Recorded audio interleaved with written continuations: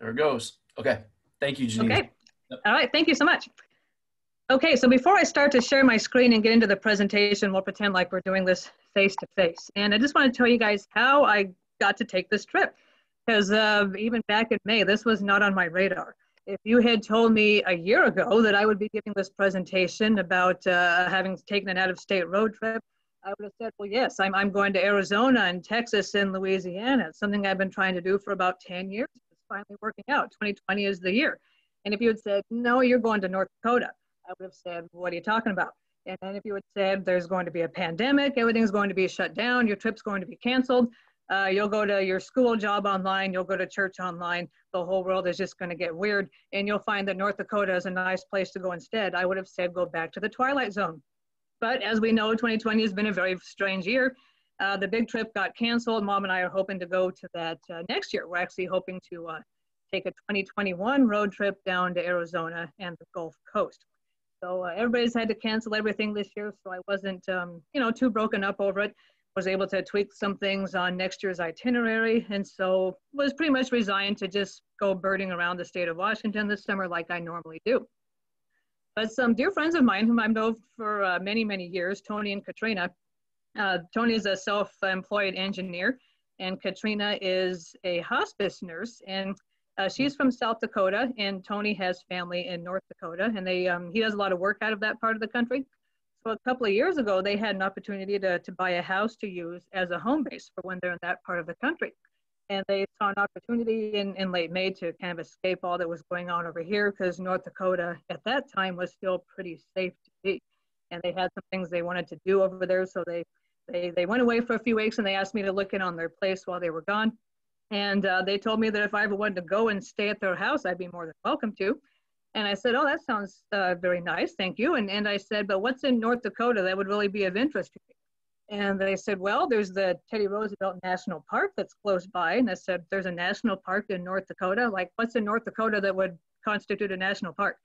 So they said the Badlands actually go from South Dakota through North Dakota to Montana. I didn't realize that. I thought that was just a South Dakota thing. I thought, okay, this is sounding a little more interesting. So then I looked up the birding possibilities and found out that North Dakota is a very underbirded state, and it's actually one of the best states in the country for summer birding. So I said, okay, I'm sold. And so I put together an itinerary and decided to take a 2-week trip that would have me camping part of the way, staying a couple of nights in motels, and then staying at their house for most of the trip. So I think I spent 5 nights in campgrounds, and that's kind of not for the faint of heart the way I do it. For safety reasons, I sleep in the back of my car. So I'll show you in a minute what that looks like. And then I spent a couple of nights in motels and about 6 nights at their house. So I had a very packed itinerary, wanted to see as much as I could. Had my target birds I was after, spent many hours on the eBird website, figuring out, where I was going to go, what places would I just have to pass up, where was I going to look for certain birds. Because obviously you don't want to find out that your target bird was supposed to have been on the itinerary for the day before. So I had to know exactly where I was going, have it mapped out by even how many hours it takes to get there, because if I'm going to 3 or 4 destinations in a day, I can't get too behind schedule. And of course, I gave my mom a copy of the very detailed itinerary so that if I didn't check in, she would know where to send the authorities, which thankfully never happened. So I did try to stay in established areas, traveling by myself. I don't want to go too far off the beaten path. So mainly I stuck to the wildlife refuges and roadside birding, just that kind of thing. And really, it did not disappoint. I had a lot of species I was after that I did not connect with. Things like the Sprague's pipit or the chestnut collared longspur or the piping plover, things that would have taken a little more time to go after, and I just didn't have the time to put into it. So future trips, I'll probably try harder to get some of those birds. But I did grab 114 state life birds for North Dakota, which is more than I expected. And I also, instead of just going across Montana, I thought I'd make it a little more interesting and go down through a little bit of Wyoming and South Dakota also. So on my way to North Dakota, I stayed on I-90 a bit longer, went into some of Wyoming and hit the northwest corner of South Dakota. And then so I actually came from the south to get up to North Dakota, and then took I-94 and then the 90 home. But I wanted to get a little bit of Washington birding also. So I exited the state of Washington down in the southeast corner, and then I came back into Washington in the northeast corner.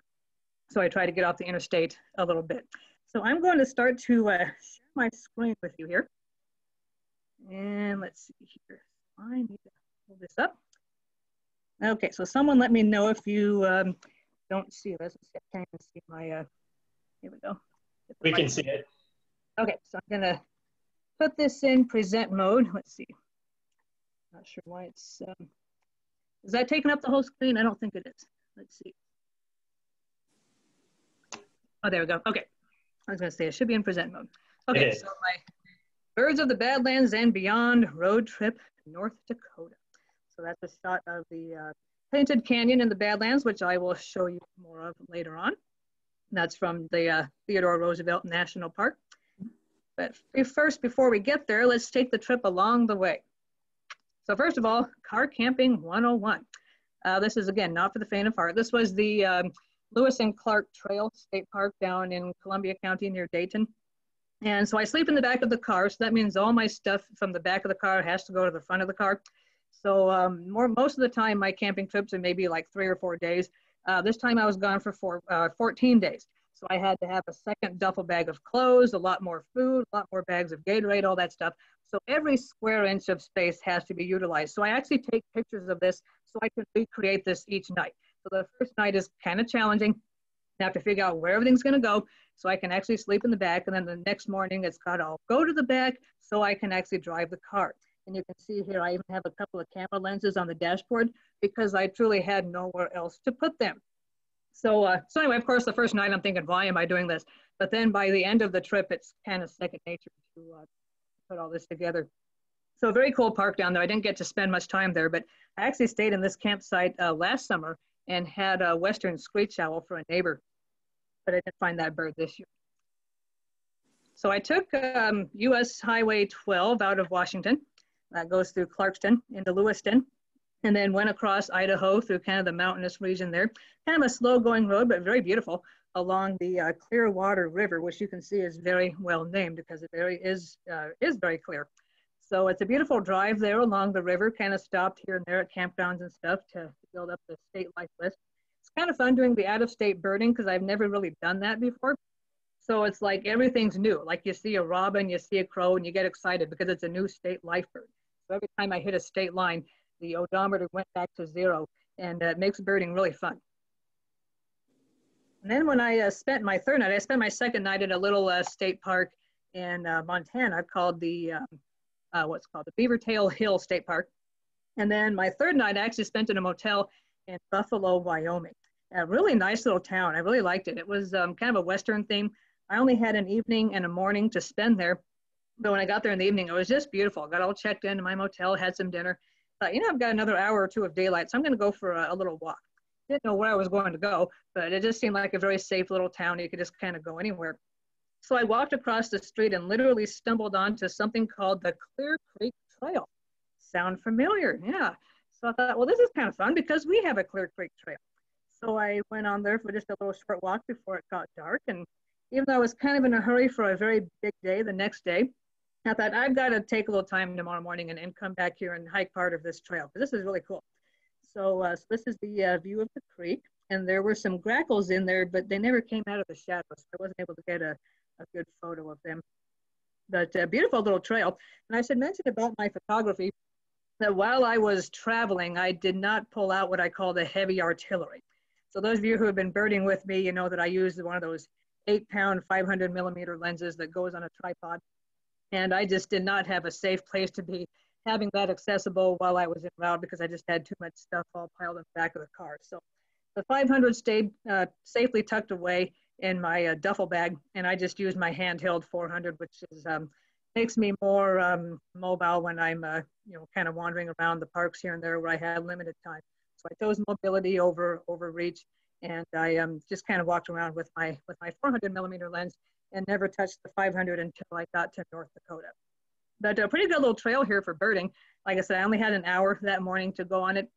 The Buffalo, Wyoming is actually a place I would really love to get back to. It's kind of the gateway to the mountains of Wyoming, so I'd love to spend more time there. And one bird that was cooperative along that trail was the ruby-crowned kinglet. There was a whole family of these little guys, which was really fun because we get those guys here in the winter and in the early spring. but we don't get them in the breeding season. They go and breed elsewhere. So it was really fun to catch a family of them. Very cute little birds.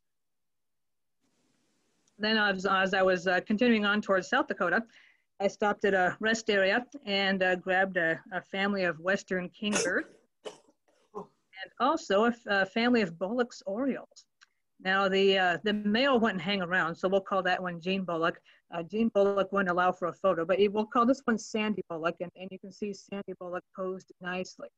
So those of you who aren't familiar with Gene and Sandy Bullock are fearless leaders of past and present of Kitsap Audubon Society. So we'll call that one Sandy Bullock. And then one of the things I was trying to do is I was just blasting through Wyoming, just kind of stop here and there and grab some state lifers. I found this little park in Gillette and had like a 1.25 mile walk around this small lake. And I thought, well, that'd be a good place to grab more state lifers. Didn't really put much effort into the photography there, but as I was walking around through this kind of meadow area, this California gull came over from the water and just was not happy with me being there at all. And I couldn't figure out what its problem was. But it was kind of fun watching as it circled around me and scolded me in the process. So yes, there are gulls in the Midwest. That's why we don't call them seagulls, because there are many gulls who do not ever see the actual sea. So that brings me to South Dakota.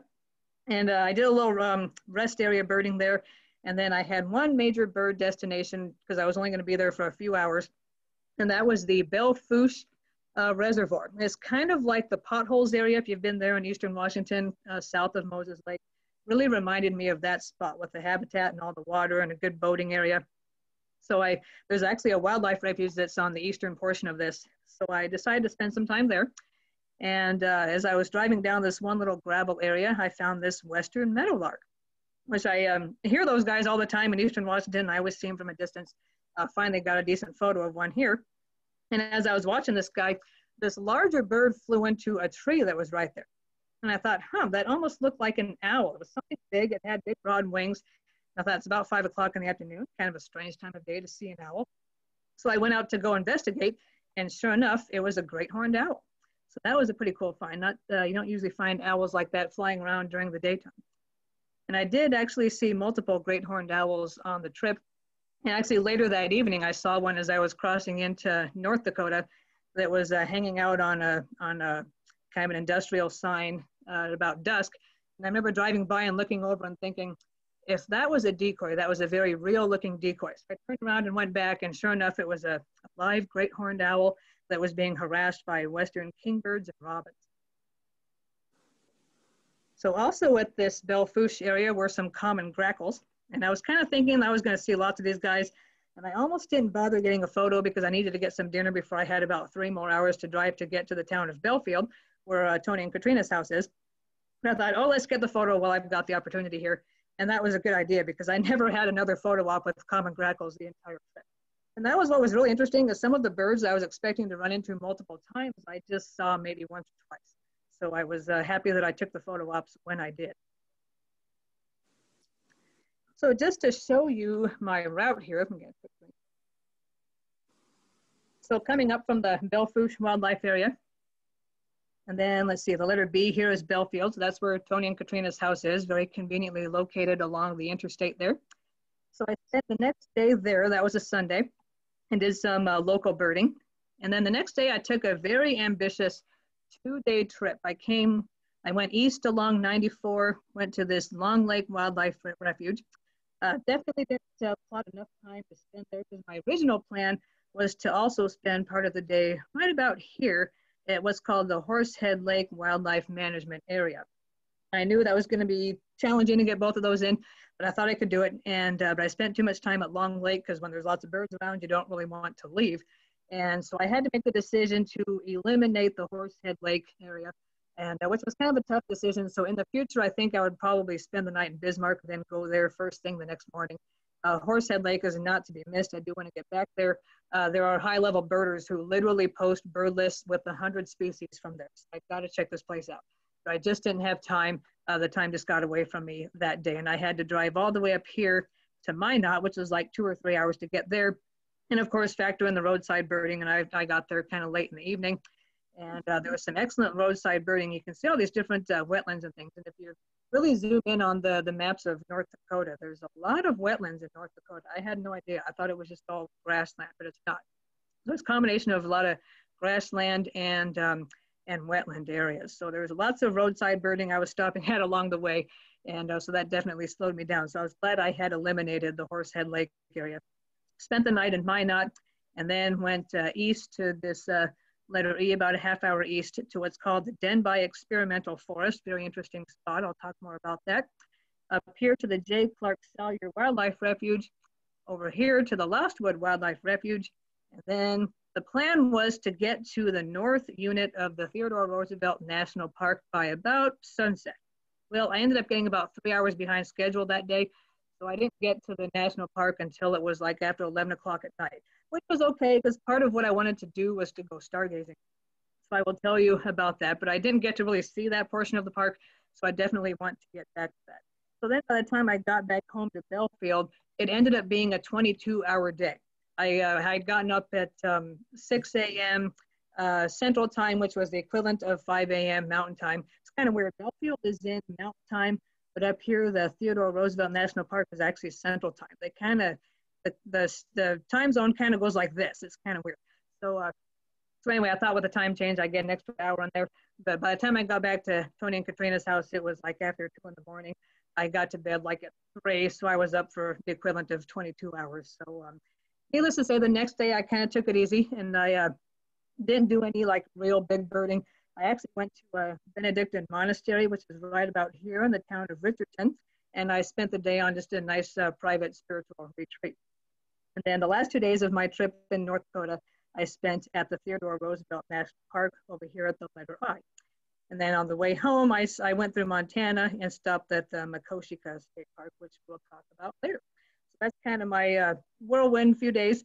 And so sometime in the future, I'd like to see more of the state and maybe get to the east side of North Dakota, but just couldn't fit that in this time. So let's take this trip. So the first night that I was there, I was getting ready for bed and I saw this like flash. I thought, what was that? So I went outside and like almost in every direction, the sky was just lighting up with this beautiful displays of lightning that were just turning the sky purple. And it was so cool, and you could not even hear the thunder. That's just, you can just see so far over there. The thunder was very far away, so you couldn't hear it. But as you can see down here in the corner, that it was basically turning night into day for even a brief second. So I just started snapping away photos with my phone and managed to capture a few good shots. And of course, now that I know the area better, if this were to happen in a future trip, I'd probably hop in the car and head to one of the viewpoints of the Badlands and try to get some lightning photos at night over the Badlands. It would be pretty fun. So this is why you go to North Dakota. You go to see grassland out in the middle of nowhere. And not sure I'd recommend these kids. They probably get a little bored. But this is fabulous birding, actually. This is a road that's just north of Belfield. I think it was called 31st Street. And a lot of great grassland species in here. I was there in the afternoon. I would have rather been there in the morning, but the itinerary just didn't work out for that. But still quite a few birds there and a lot of birds. I'm going to actually group the grassland species together and the wetland species together. And so I'll show you which photos were taken from here. But I remember sending this photo to, I think, my sister and my mom and some friends saying, look at how easy it is to be socially distant out here. So that was not a problem at all in North Dakota. So one of the cool birds I found in the grassland areas was this Upland Sandpiper. Now this was one of the ones I was expecting to find several times. I saw one by the roadside while I was still in South Dakota. And then as I was leaving that 31st Street, I remember thinking, you know, I thought I'd be seeing an Upland Sandpiper by now. And I looked over in that exact moment, I looked over at a fence post and said, oh, there's one. So I was able to photograph that one. And it was the last one I saw for the entire trip. I never saw one again. So that was a little surprising. So I was glad this guy cooperated. And these birds are really interesting. They go all the way to South America to spend the winter. And we actually just had one this week down at Ocean Shores. It was seen at Damon Point. So probably a migrant from Alaska. Most of them breed more in the central states and up north, but some of them go as far as Alaska. Loggerhead Shrike, I got this as I was coming into the Long Lake Wildlife Area, or Wildlife Refuge. So that was kind of a cool find. I don't get to see those guys up close very often. Eastern kingbird, not a terribly exciting photo there. I've taken a lot better shots of the eastern kingbird, but I am proud of this photo because it's the only decent photo I have ever taken handheld with my 500. So that's an 8-pound lens and a 2-pound camera. So 10 pounds of gear that I was holding up without a support. I remember I just stepped out of the car at the Lost Wood Refuge before going off on the 7-mile auto tour. And at the refuge headquarters, they had a kiosk thing that I went to go and read what it said, and thought, oh, I'll take the camera just for the fun of it, and saw that bird and fired off a few shots, and one of them actually kind of worked. So that was kind of fun. The Orchard Oriole, this was at the Long Lake Wildlife Refuge.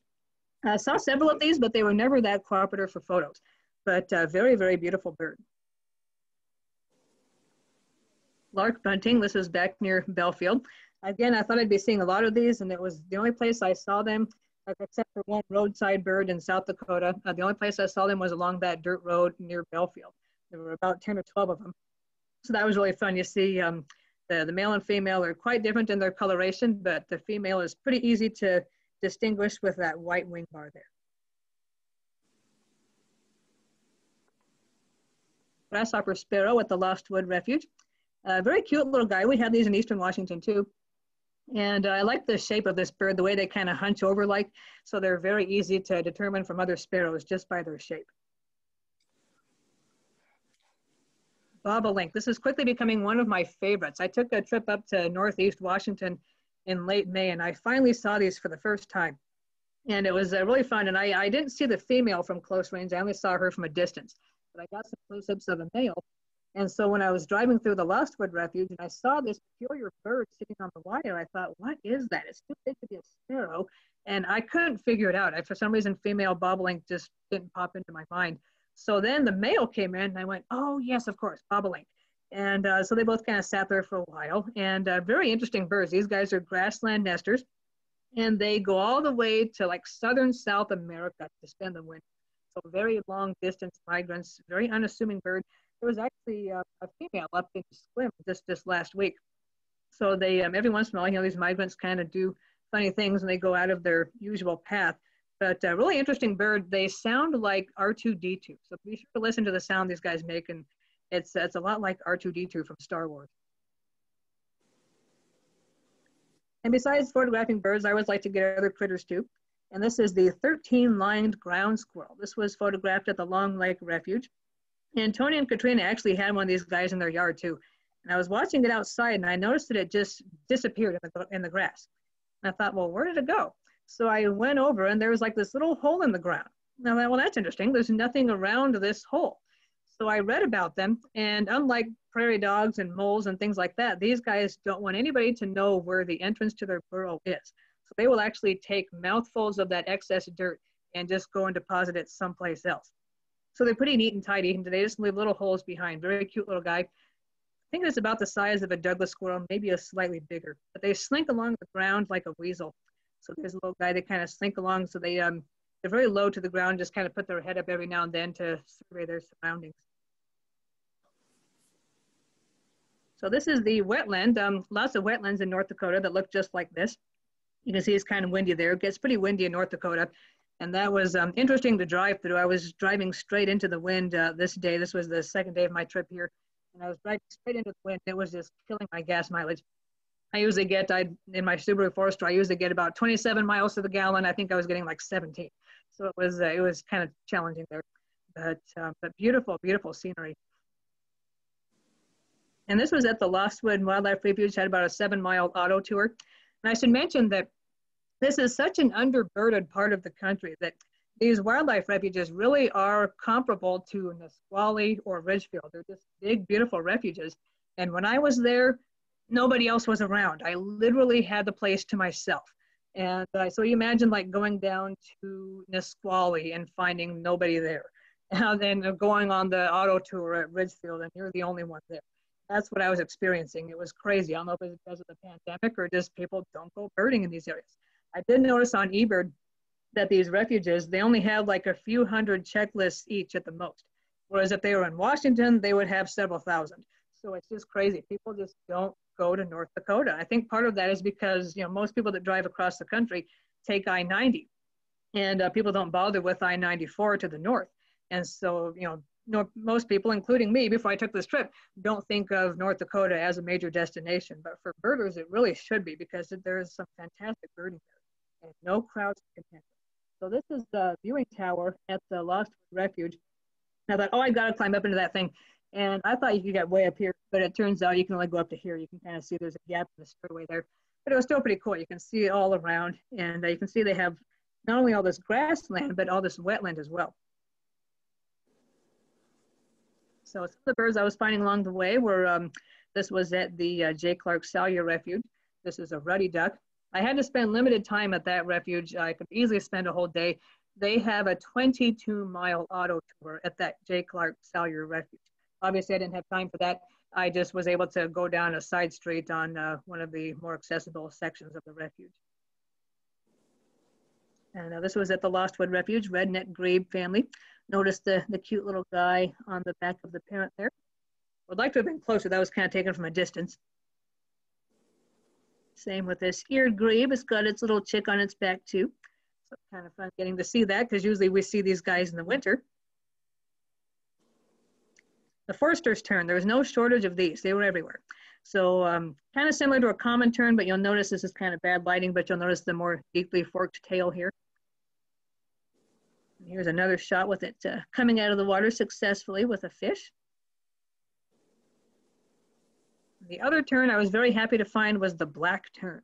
A very cool bird. They were at lots of places along the way, but very hard to get a photo of because they either just went by too quickly or they just weren't close enough.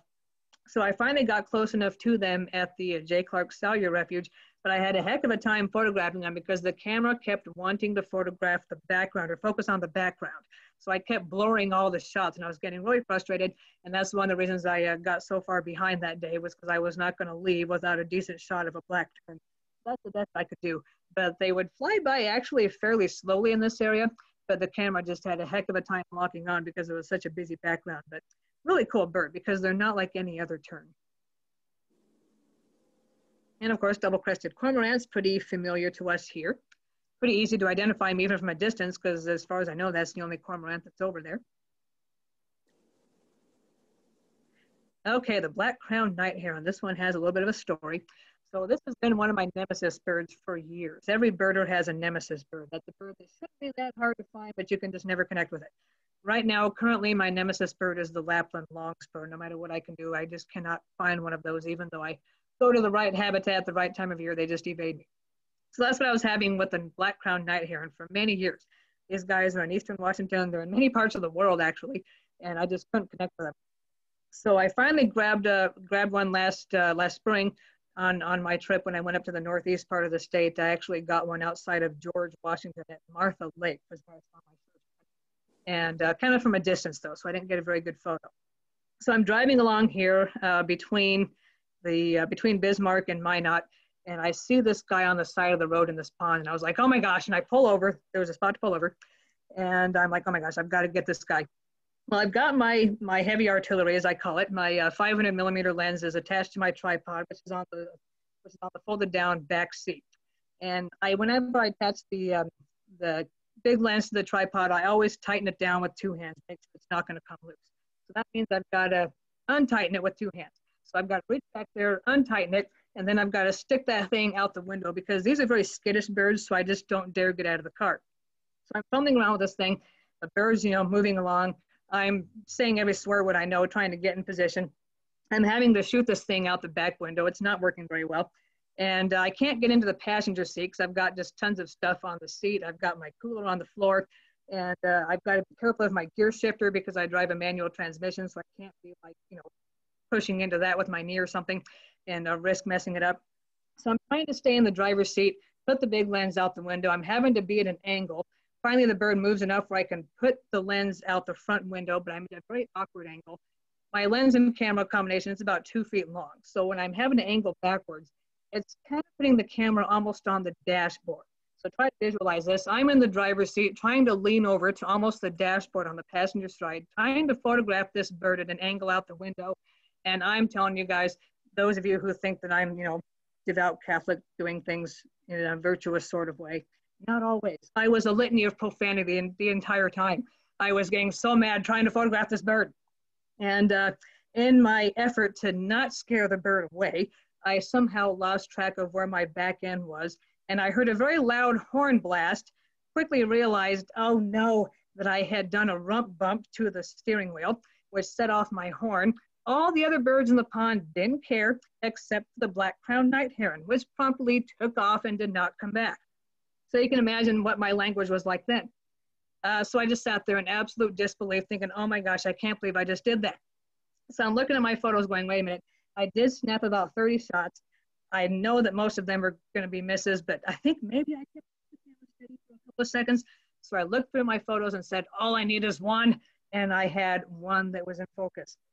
So this shot here is very special to me because it's the only decent shot I got of that bird, which was the only black-crowned night-heron I saw the entire trip. So I was very grateful that I got the one shot that worked. Okay, so moving on to more cooperative birds. The white-faced ibis, very cool bird. I was really happy to find these. I'm still not sure about the white face on these. I didn't see any that have a white face. I think that's a breeding thing, and I think the ones I saw were non-breeders. A very interesting bird. Occasionally these guys will sneak into eastern Washington around the Tri-Cities area, but I've never seen one in this state. Very cool bird. We just do not have anything like that around here. A beautiful iridescent coloring there. And I pulled over to get this flock of Franklin's gulls, another bird that we just rarely have around here, and didn't realize at the time until I started looking that there was a white-faced ibis in there as well. And so I pulled over onto a gravelly side street, and I've got the big lens out the window, you know, photographing the spot, and this guy drives by and he looks at me like I'm just the weirdest thing he's ever seen. So obviously people in that part of the world just aren't used to seeing birders, or at least ones from out of state that are interested in gulls and such. Yellow-headed blackbird, pretty common bird around here, but I didn't see too many over there, but there were a few. And by around here, I mean eastern Washington. There's sometimes in western Washington. Okay, the sedge wren. This was kind of a fun little guy. This was at the Long Lake Wildlife Refuge. Very similar to a marsh wren, has a very different song. There were marsh wrens there too. And I could hear sedge wrens going off. I could hear marsh wrens going off. So I could pretty easily distinguish them.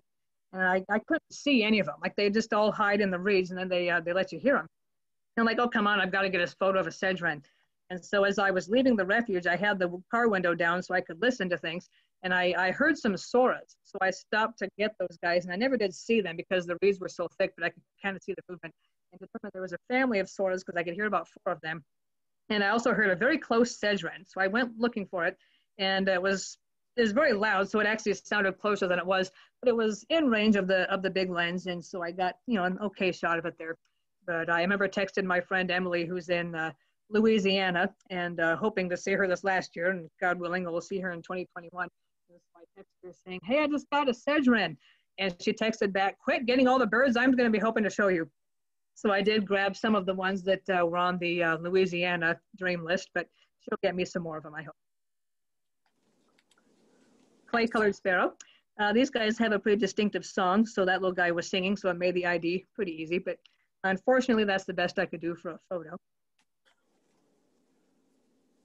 Okay, the Denbigh Experimental Forest. This place was really cool. This was about half-hour east of Minot, and this is not a natural forest. This was planted in the 1930s after the Dust Bowl disaster, and they were trying to kind of figure out a remedy. I don't know what they were planning to do, if they were trying to turn North Dakota into a forest or what the deal was, but they had about these 600 plus acres that they planted various trees in to see what kind of trees would grow in that part of the country. And after all these years, it's grown into a nice little forest. And there's a lot of eastern birds that kind of make that area the westernmost part of their range. So I picked up things like the eastern phoebe, eastern wood pewee, saw one ruby-throated hummingbird, and even grabbed yellow-bellied sapsuckers. I was really hoping to grab a photo of the yellow-bellied sapsuckers, but they didn't quite cooperate. I had a bead on one, and I was very carefully trying to swing on. It was about maybe 15 feet up a tree that I was standing at the base of, but it was on the other side. So I thought, if I just carefully swing around the base of this tree and back up a little, I should be able to get it. So I'm carefully going around that tree, and all of a sudden, the woodpecker takes off. All the other birds in that area just say, I'm out of here. And I'm thinking, okay, I did not cause that. So I look over my shoulder to see what was there, and a red-tailed hawk just happened to be flying through. And I was like, oh, come on, your timing is horrible. So I did not relocate the bird. I wasn't able to get my photo of the yellow-bellied sapsucker, but it's very similar to the red nape sapsuckers that we have in eastern Washington. A really cool spot, the Denbigh Experimental Forest. I was only supposed to spend about 90 minutes there, and I spent about 2.5 hours there, and even then just had to turn myself away because there's a lot of cool birds in here. So there's a very bad shot of a ruby-throated hummingbird. Least flycatcher. And now I'll take you to the Badlands at Theodore Roosevelt National Park. So all my daytime shots are all from the south unit. I only saw the north unit at night, so I definitely want to get back there sometime. So that's a shot of the Painted Canyon, which the Painted Canyon viewpoint is actually only about 15 minutes from Belfield. So I'm telling you, if I lived over there, I would be at this place all the time. So some more angles here. And I have to say, one of the cool things about the Theodore Roosevelt National Park is that there are just no crowds there. Once you get into the park, I mean, there's really only one major road that goes through it, but it is just fantastic. You know, there are just not the hordes of people that you find at other places. Beautiful, beautiful scenery.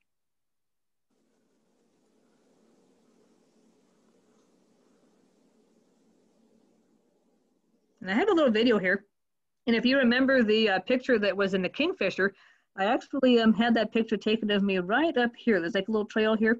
And I met up with this nice family there, and I took their picture and asked them if they would take mine. So all of this is what you're seeing in the background of that picture. So the car's parked over here, and there's like this little trail that goes up kind of a steep hill, and it's really gives you a nice panoramic view of the surrounding areas. So I will play you this little video now.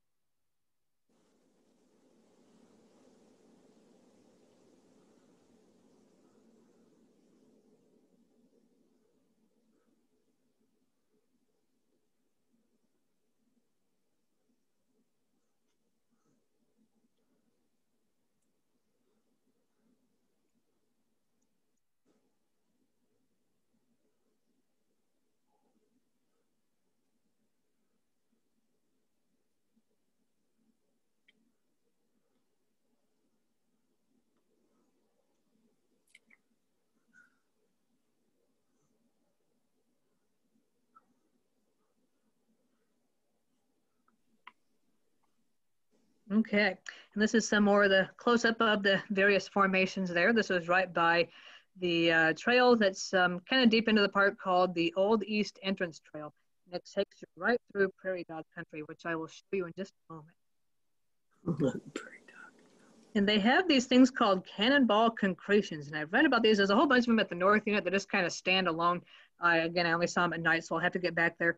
But something about the minerals that settle there, and then as the ground erodes around them, they're just left there exposed. I don't quite get the whole thing, but they're caused by erosion, and just a really, really neat feature of the park. And if you guys remember, this time of year, there was or this time over the summer, there was the Neowise Comet was in town, which I didn't even know about. I was in my motel room in Minot, and my sister and I were texting back and forth, and she said, "Oh, be sure to look for the comet." And I said, "Wait, what comet?" It says, "There's a comet that's like in the western sky." And I was like, "Are you serious?" Because I'm going to be out stargazing tomorrow night in like the best place ever. So I'm like, "Oh, that's so cool. I'm going to have to look for that." So as soon as I got up there, it's about 25 miles to the upper viewpoint at the north unit. And keep in mind, I'm getting there like at 11 o'clock at night. It's pitch dark. There's no lights anywhere. So I'm driving up this winding road, only 25 miles an hour, so it's nothing too scary. And I'm actually looking for two things. I'm looking for a place to park and look for the comet, and I'm also looking for a common porwheel. They're known to be up there too. That's a really cool little nocturnal bird, similar to a common nighthawk. And I get up to this, not the higher viewpoint, but kind of a trailhead that's maybe halfway up, and I see this glowing thing in my headlights on the ground. And sometimes you see that glowing thing and you think it's a common porwheel, but it ends up being like a beer bottle or something. But I thought, no, that looks like it's a critter's eye. And I thought, oh my gosh, like if that was a porwheel, that's where one would be, and right by the side of the road. And I determined it was a porwheel, and I thought, oh, this is great. I'm just gonna like drive right up to this thing and stick the flashlight and the camera out the window, and I'll grab some photos because they're said to be pretty approachable. So I drive up to that spot, and while the bird had ducked into the bushes, it wasn't there. So I was like, shoot. So I went and parked the car, and I grabbed the headlamp and grabbed the camera and thought, I'm just gonna go back in that area and look for it. So I'm looking for the little common porwell. Couldn't find it, but it's so dark and quiet up there. I could hear this like flapping noise behind me. So I turn around, and the common porwell is airborne. It's flying away from me, and it was like so cool. I couldn't get a picture of it because it would have been just a blurred shot. So I just enjoyed watching it. And it just kind of fluttered off and flew down the hillside. So that was the first time I'd ever gotten to see a common porwell. I had heard them before. And so a very cool bird. I did catch some recordings of it doing its little porwell call. And I did catch the eye glow later on of perhaps that same bird or another one, but I never was able to get a photo. But you can see I was able to pull off the comet. So that was pretty cool. And I was, remember texting Jennifer Standish up there and telling her about the comet, trying to get pictures of my LCD screen on my camera and like text those back. And my mom and sister and niece were so jealous. And but it was fun that I could at least share what I was seeing up there. And then Jennifer said, oh, be sure to look for Jupiter because you can see the moon. So I said, okay. So I looked towards Jupiter, and sure enough, you could actually make out 4 of the moons with the binoculars. You could see 4 of the moons around Jupiter. So that was pretty cool too. And here's the comet from the south unit of the Theodore Roosevelt National Park a couple of nights later, a bit earlier in the evening, so the camera likes that light better. But really a privilege because I had never seen a comet before, and so to be in one of the best places in the country for stargazing at the same time as a comet is in town was really, really neat. So now some of the critters of the park. I was in my car when I took this picture. You come as shortly after you enter the park. There's a little prairie dog town there. So I had pulled over by the prairie dog town. I was in the car. I was photographing the little fuzzballs out the window, and I saw this bison down the road. I thought, well, that's cool. And he was just kind of hanging out. And then all of a sudden, he starts coming towards me. And so, that's taken with my 500 millimeter lens. So he's still a ways down there. He just kept coming and coming. And so I had to switch out the lenses and go with my zoom lens and then get him as he strolled past on the other side of the street. So again, I'm safely in my car. He just walked by like he just didn't have a care in the world. So I figured I'd be seeing a whole bunch of these guys, but I really didn't. I only saw a few the entire time that I was there. But the second day that I was there, I was leaving the Cottonwood campground, which is a great place to go birding. And as I did, I noticed that there was a bison sitting up on the far hillside. So I thought, oh, I should get the big lens and I should grab that guy. But I'm not going to, go very close. I'll just stay way back here on the road easement, of course, and photograph him from this intersection. It's a pretty safe spot. So I did, and pretty soon, the tripod on the side of the road always grabs attention. So pretty soon this other guy pulls over, and I didn't think much of it at first. And so I wanted to show you, this is an uncropped photo with my heavy artillery, as I call it. So I'll show you how closely this thing can bring that in, because I will show you in a moment how far away from this thing I actually was. So here's a cropped version so you can see it better. So these things weigh about 2,000 pounds. It's about 95 degrees out there. So this guy is just kind of hanging out. And then all of a sudden, he starts rocking back and forth, and finally stands up.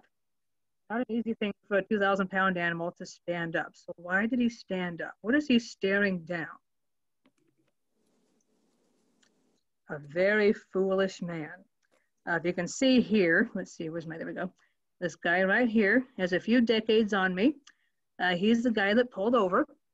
And before I could even say anything, he's wandering off into that meadow. And I thought, what is this guy doing?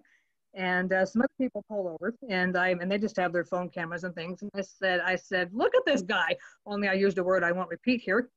And they couldn't believe it. They thought, what is this guy doing? And so we're all just in disbelief. And that animal is staring him down. And I'm having a conversation with this lady next to me. And I'm like that thing can just go right after him. And there's nothing we're going to be able to do about it. I'm not going up against bison. And she's like, yeah, I've been driving down here and had them actually running down the side of the road and passing me by. She's like, that's a downhill car. That guy is not in a good spot. So I just cannot believe what I'm seeing, that this guy is that close to that animal. This was taken with my phone. And I hate to say this, but I was at the ready. In case the unthinkable happened, I was going to photograph it. And I thought, I can't save him, but maybe I could use the photos to save someone else. Thankfully, that did not happen. But one thing I did notice, and so as I'm talking to these other folks about how this guy is about to be toast, this car kind of quietly goes around us. And I didn't realize it at the time, but there was another person in his car. So obviously they heard our whole conversation.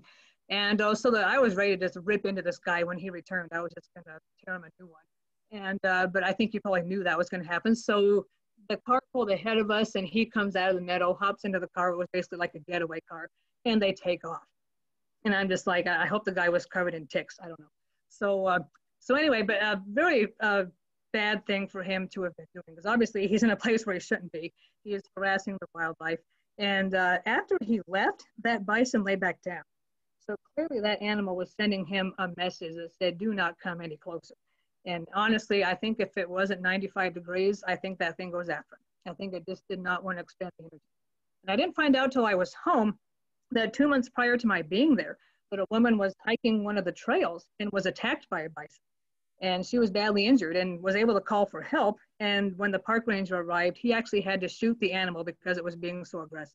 So that's what this can cause. So if you ever see something like that, you know, this guy may have gotten away with it, but he may cause a very bad day for someone else in the future and could even cost the animal its life. So it's just not worth it. It is not worth it for a photo.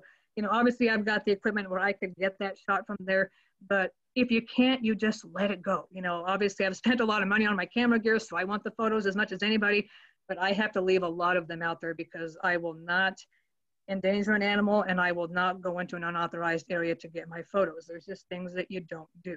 And so unfortunately, a park ranger did not drive by at this time. But, you know, make sure that if you see people behaving this way, that you really call them on it, because it's just going to ruin it for everybody. So back to happier things, there's a lot of wild horses in the park. And obviously these aren't native, but they've established themselves and I guess help with to keep the grass in check, which is a good thing for the native grasses, since there aren't as many bison as there used to be. And it's really fun just seeing them. You know, most of us don't see wild horses. So people driving by, you could just see the kids were excited, you know, to see these horses. And it really was cool to see them. And they caused the only traffic jams I experienced in the entire park. I actually was trying to get to the sunset, but I just didn't have the heart to beep the horn and get these horses out of the way, because I figured I was a guest in their home. And there were a few cars behind me, and nobody seemed to care because they were all hanging out the window with their phones too. And then here's some coming the other way. So it was actually kind of fun. But I did miss the sunset by like 5 minutes because of it. And now Prairie Dog Town. I just love these little guys.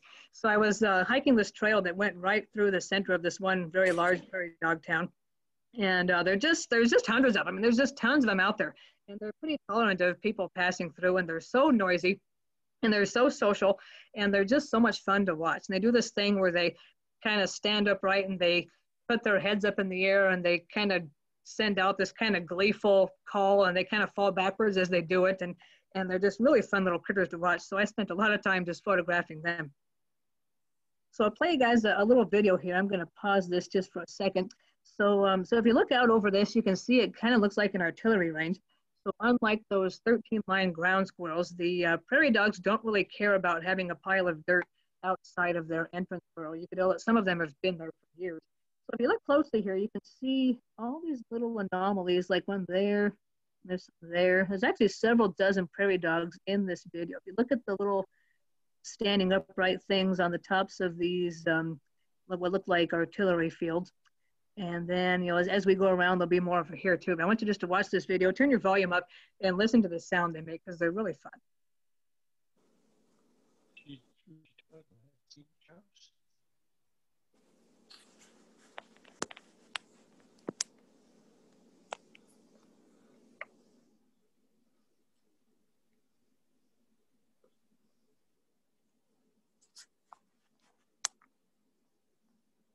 You've got quite a few of them over in this area. Some more over here. Little guy over there. And I think one was chattering in here. So, yeah, really fun little critters to go walking through there and get them. So I was able to get some additional photos of them as well. I love the way they sit with their little forearms just kind of sticking straight out there. Very social little things. This is the rare three-headed prairie dog, not seen very often.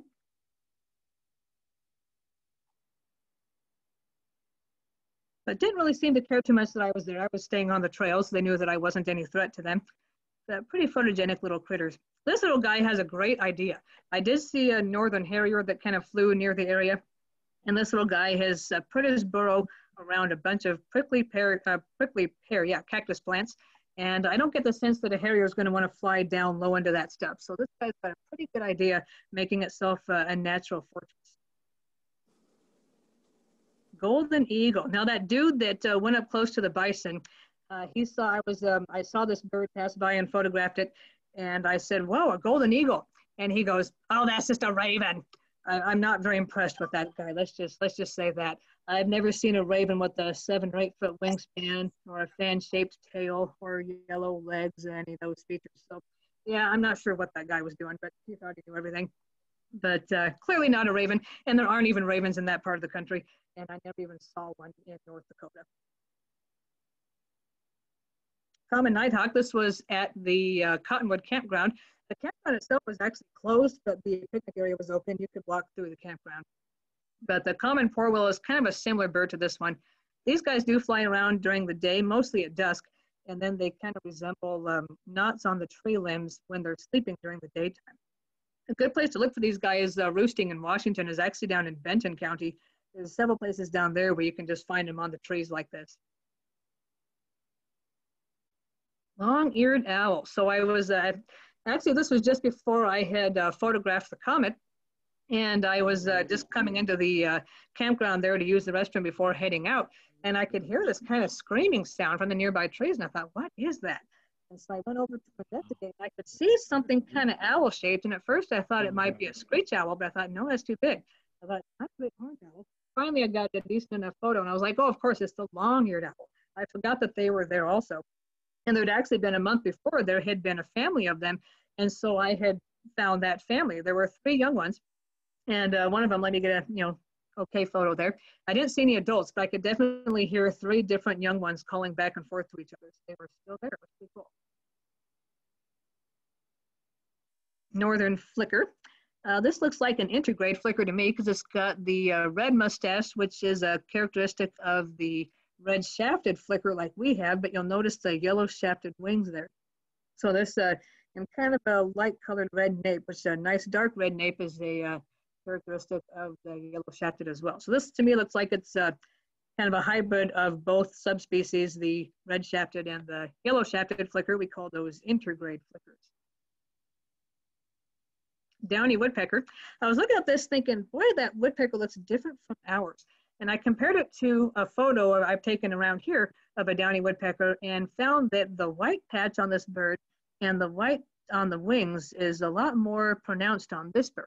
So I'm probably more white up here too. So the birds that we have don't have as many white spots here, and they don't have as big a white spot here. So I thought that was kind of interesting. So, and same thing with the spotted towhees over there. I noticed that they were a little bit different as well. Red-eyed vireo, that was a life bird for me, kind of a cool bird. And they usually are calling from high up in the trees. These guys just sing constantly. So that one finally came low enough for me to get a photo of it. Mountain bluebird, one of my favorites out there in prairie dog country. Chipping sparrow, lots of those around. Lark sparrow out there in prairie dog country also, and quite a few of those in not just in South Dakota and North Dakota, but also in Montana. Saw a lot of these guys there too. Lazuli bunting. So these guys were pretty common over there, and we actually had a pretty good showing of these guys at Point No Point this spring. And finally, my favorite bird of the whole trip, the black and white warbler. So I'd come to the very end of my North Dakota trip and I was looking over my target bird list and realizing that I hadn't connected on quite a few that I was hoping to find, and was kind of just trying to figure out if there was any last-ditch effort I could make on the very last day of the trip before I left, that I could maybe find something that I hadn't found yet. I was looking over my list and thought, well, chestnut-colored longspur, that's going to take a little too much effort. I had not found a brown thrasher, which was kind of surprising. I wasn't sure why I hadn't run into one of those yet. And I thought, well, I just haven't found one. I really don't know how much I want to put into that. And I thought, what about the black and white warbler? They're supposed to be in that Cottonwood campground area. I couldn't find one in the campground, but I really didn't look that closely in the picnic area for them. But okay, I'm going to go looking every square inch of that picnic area for one of these guys, see if I can find one. So I got there before the picnickers would. And the day before, there were just tons of birds in there. When I got there, there was hardly anything. I was like, oh, come on. I thought, well, let's give this a chance. I'll have my had my handheld 400 at the ready. Just kind of started walking around, and I could hear. I had studied this bird's habits. It's kind of like a brown creeper. They just kind of creep around the tree trunk, and they get insects and spiders and things out of the bark crevices. And not like your typical warbler. Most warblers are foraging way up high in the leaves and stuff, but this little guy likes to stay closer to the trunk of the tree. And also they have a very high-pitched call. So okay, I've got to listen for that high-pitched call. So I wasn't hearing anything first. And then I heard a black-capped chickadee. I thought, well, sometimes black-capped chickadees are with other birds. Let's go find that bird and see if it leads me to anything. And sure enough, that worked. I found the black-capped chickadee, and when I found that little guy, I also heard that very high-pitched sound of the black and white warbler. And I said, wait a second, I know that sound. And looked up in the tree, and there was this little guy up in the tree. And I thought, oh, cool. But I can't get a good photo of it there. So I thought, I'm just going to keep following this little guy. And I had to, it kind of left the tree, and I had to kind of run around and go to one of the other picnic sites and relocate it. And just kind of waited for it to come down low, and it did. And so I was just sitting there at the picnic table, and it came down low and was really cooperative and allowed me to snap numerous photos. And it was really fun because I put a lot of effort into finding that bird, had to use all my birding skills, and it paid off.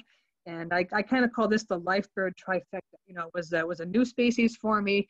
I really got to enjoy watching it, and I got some nice photos. And that's really what you set out to do, but it just doesn't always work that way. You know, sometimes I'm so intent on getting the photos that I really don't get to enjoy seeing the bird until later when I look at the photos.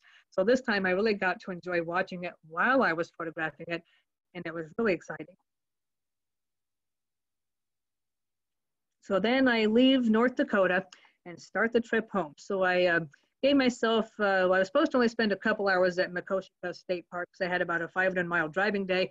I was going to spend the night at the Lewis and Clark Cavern State Park in western Montana, but you know how it goes. I actually spent about 3 hours here at this park and certainly could have spent even more time than that. Beautiful scenery here too. Turkey vulture, always fun to be above those guys when they're soaring.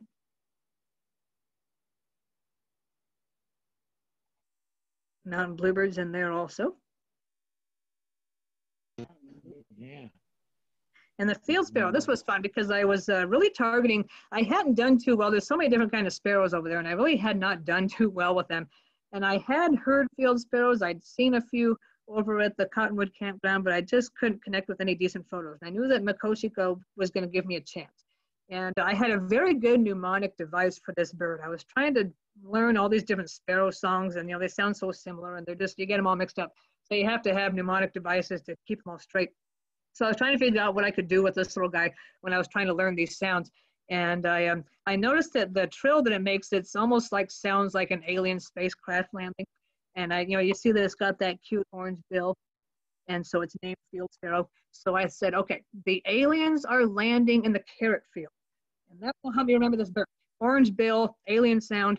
The aliens are landing in the carrot field. And it worked. Every time I heard that trill, I thought, wait a second, I know this, the field sparrow. And then I saw the bird with the little orange bill, and I said, oh, the carrot field. Yeah, field sparrow. Okay. So I knew exactly when I heard that what it was. And so I arrived at the park at the place where you pay your entrance fee. And I saw a little trail, and I heard that alien sound. And I grabbed the camera and I went after it. And this little guy just happened to pop up in the sagebrush right in front of me. I was a little concerned about it being kind of backlit, but it kind of worked out. I kind of like it. And that was fun to be able to get that, because I was getting kind of disappointed that I hadn't done better with my sparrows. But very cute little bird. And then on the way home, the Lewis and Clark Cavern State Park. I guess they have beautiful caverns here that take 2 hours to go through, but they're supposed to be spectacular. But I didn't have time for that. But I did give myself the whole morning to spend at the park and go birding up into the hills here. My primary target bird was the green-tailed towhee. I thought I heard one, but I couldn't be sure, so I never officially got that guy, but some other time. But the stargazing at this park was just second to none. It was spectacular. It's so dark out there, and it was so clear. You could just see the Milky Way plain as day above you. I didn't bother with any photos because I just didn't feel like going all that trouble. And I don't really have the best setup for that. You kind of need a 2.8 lens for the star photography, and I only have a 4.0. So it doesn't quite let in enough light. But it was just fun just seeing that that how much you can see the stars there. So I hiked up into these hills, and this is by the campground. This is a cedar waxwing, and it's family. So you see these little guys here, at least 3. I think there were actually 4 of them. But then up in those hills, I was able to grab the Vesper sparrow. And there were lots of lark sparrows up there too, and some chipping sparrows also. And then on the way home, I stopped at a rest area in western Montana and found a colony of Columbian ground squirrels. A rest area is a great place to photograph these guys because, of course, people are feeding them. So that means they're pretty approachable and very easy to photograph. And these guys are pretty big. They're almost the size of a groundhog, so they're much bigger than those than the 13-line ground squirrels. But I love squirrels, so I had to have fun photographing these guys too.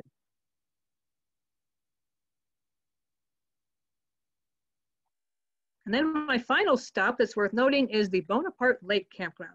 A really cool spot. My mom and I were on a trip up this part of the country, or this part of the state, about 4 years ago.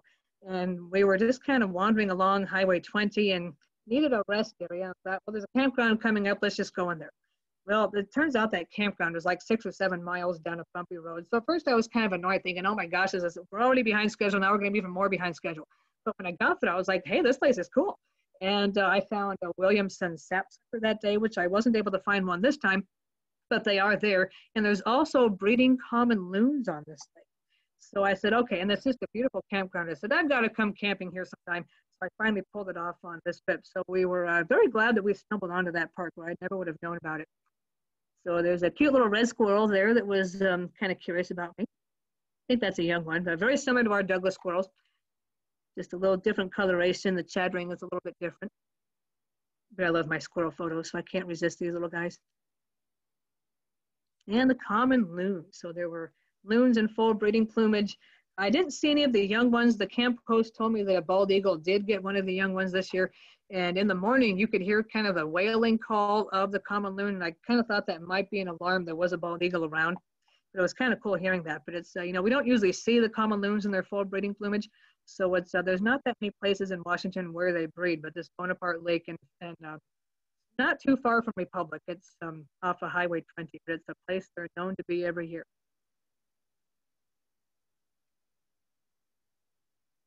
So it's fun to be able to photograph those guys from close range like that. Some other nesting birds in here. Pacific slope flycatcher. I noticed that this little flycatcher kept getting on the ground, actually on the road that was going through the campground. And I thought, well, that's kind of odd. What's that little thing doing? And I thought, it was right next to the rest of the building. And I thought, I'll bet there's a nest on that building. And sure enough, there was, which was a very good place for it to put a nest because it's pretty well hidden up there and going to be safe from predators. And then as I was trying to turn myself away and head home, there was a warbling vireo that seemed to have a nest also. And sure enough, I found that nest. So this is, you know, the sleeping in the back of the car can be uncomfortable at times. And sometimes I'm thinking, oh my gosh, why do I do this? But these are the kind of experiences that you don't get from a motel. So it's worth it to have that experience and be able to add to the birding and just spend more time in nature. And it just really enhances the trip. So I do think it's worth it. Also, it keeps the cost down and allows me to pay for my camera equipment. So that's all I have. That's the end of the presentation, end of the journey. I do hope to get back to North Dakota. I kind of have to because Tony and Katrina are calling their guest room Janine's room now. So I guess I have to go back. So I'm hoping, God willing, that maybe we can make it an annual thing and just be able to explore different parts of the state. Maybe not be gone as long each time. If I really wanted to, I could blast across Montana in 2 days, but I like to be able to see a bunch of the scenery as well. So let's see, I guess I'll stop sharing my screen here. Let's see. There we go. So does anybody have any questions or anything?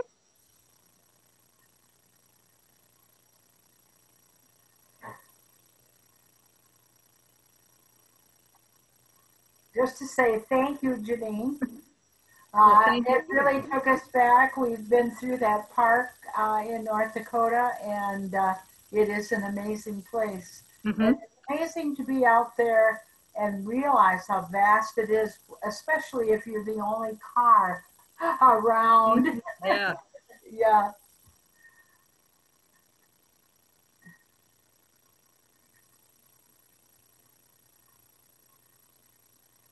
Okay. Well, thank you, Janine. No, thank you for having me. Yeah. Yeah, thank you for sharing your wonderful photographs and your infectious enthusiasm for birding and yeah. So yeah, I'm looking forward to your next presentation. Well, God willing, a year from now, I'll have a whole bunch of Arizona and Gulf. Okay. Okay. Well, so I guess we can wrap up. It's yeah,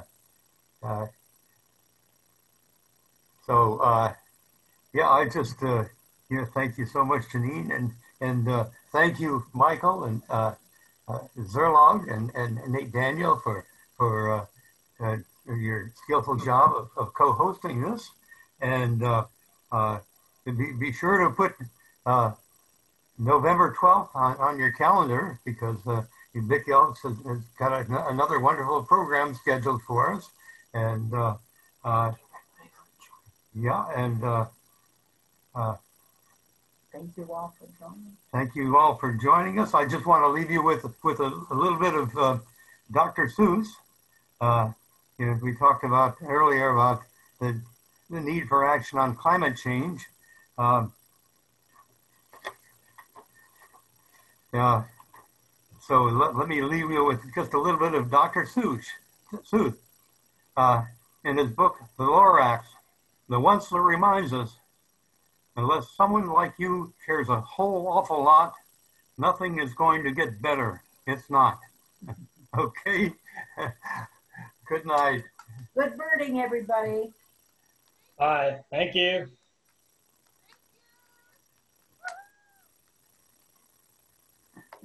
Nate, you're going to go ahead and stop the recording.